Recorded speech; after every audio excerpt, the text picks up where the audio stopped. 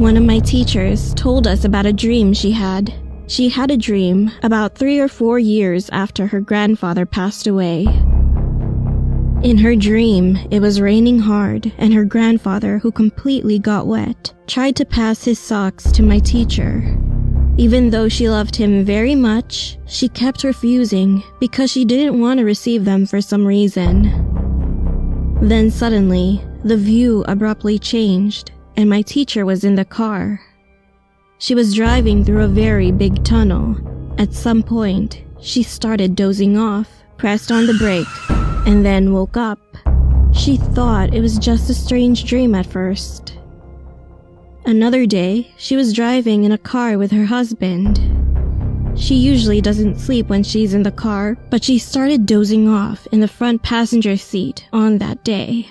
When she woke up, she found that the place they were passing through was the same big tunnel she saw in her dream, and her husband was falling asleep next to her as well.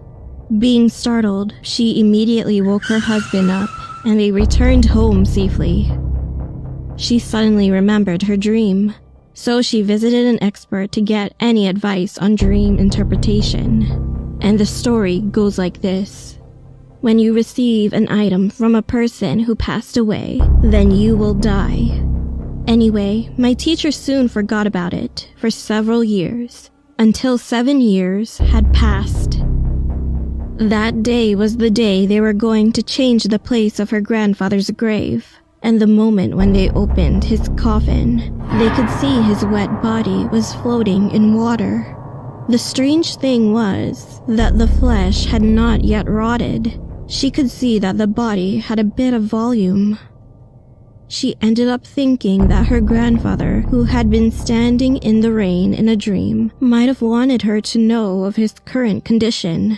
However, this wasn't the only surprise. It turned out that it wasn't only her. Other relatives had the same dream.